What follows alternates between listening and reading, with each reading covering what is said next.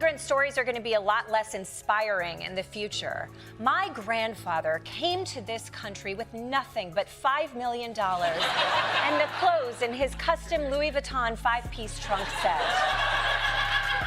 Although I have to admit, I don't totally hate the idea of buying your way into a country. Donald Trump took another shot at Desi Lydic, as if he was following a script that had worked countless times before. The approach was familiar.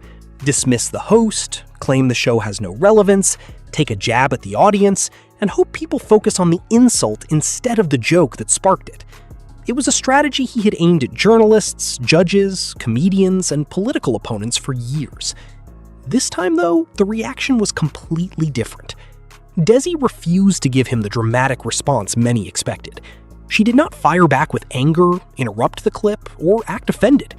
Instead, she faced the camera with a relaxed smile and allowed the criticism to hang in the air long enough for it to lose its impact all on its own. Then she delivered a response that instantly changed the mood. "Donald, if I'm really that irrelevant, why are you spending so much time grading my work? Looks like you forgot to finish the assignment." The audience burst into laughter, yet Desi remained calm and composed. That restraint made the moment hit even harder. She never needed to compete with Trump's volume because the contradiction inside his attack was already impossible to ignore. Truly irrelevant comedians do not attract attention from a former president.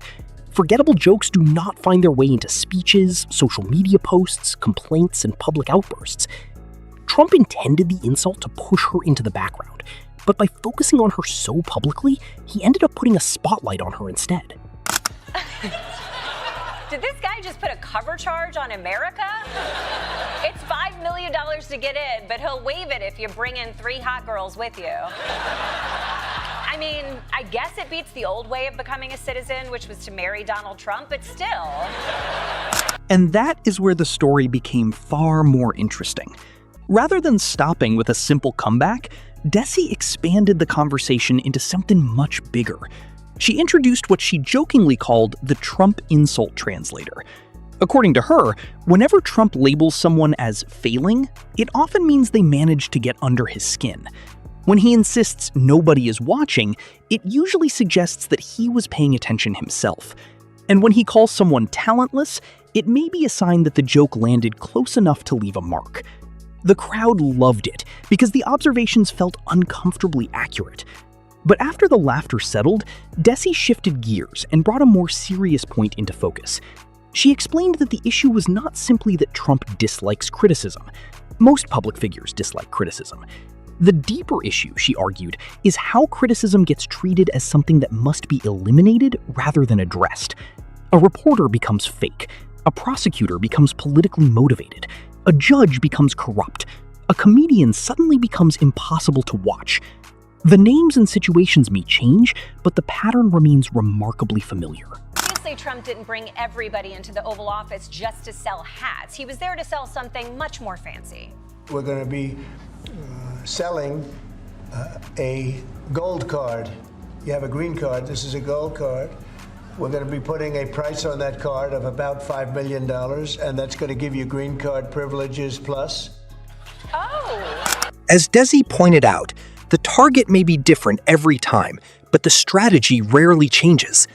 If the messenger can be discredited, then the message never has to be confronted. But she was not finished. She explained that one of the most effective responses is often the simplest one imaginable. Ask for specifics. Which joke was inaccurate? Which clip created a false impression? Which fact deserves correction? She said that if she had made a mistake, then show the evidence. Bring the quote. Bring the date. Bring the surrounding context. Present the facts. But if the only answer available is another personal attack, then that attack is not a correction at all. It is a distraction. At that point, the room grew noticeably quieter because the joke had evolved into something more challenging. For many older viewers, that observation carried extra weight. They have watched politicians avoid difficult questions before. They have seen influential figures dismiss accountability, attack the media, and target anyone unwilling to applaud. Yet they also remember a time when leaders were expected to directly answer what was being asked. Disagreement was allowed, Debate was encouraged, but eventually the question still had to be addressed. That calm approach made Trump's criticism appear even louder and less convincing. If Desi had exploded with anger, he could have portrayed her as unstable. If she had looked hurt, he could have claimed a win. If she had responded with cruelty, it would have become just another public feud. Instead, she stayed controlled, confident, and surprisingly upbeat, which caused the attack to lose much of its force. Then came the remark that left the audience stunned. She said, "Someone who calls every critic weak is often revealing the word that frightens them most." The crowd did not immediately applaud. First, there was a pause, a moment of recognition. People understood exactly what she meant. Trump had attempted to shrink her influence, yet she had turned the spotlight onto the sensitivity of his response. He wanted the focus on the comedian. She redirected attention toward the pattern itself. Then she added one final observation. Strong people don't need every joke punished, every question relabeled, or every critic dragged through the dirt. Strong people can laugh, answer, ignore it, or simply move on. Panic needs a statement. Insecurity needs a nickname. Fear needs everyone to believe the other side is failing. By the end of the segment, Trump's insult no longer felt like a display of power. It felt like evidence supporting her point. Desi did not come out ahead because she was more aggressive. She came out ahead because she was more precise. She held up a mirror to the attack and stepped aside while everyone examined what was reflected back. That was the real strength of the moment.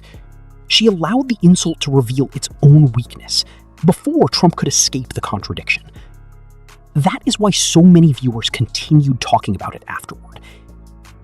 Desi Lydic's response resonated because it reminded people that comedy does not have to be loud to leave an impact.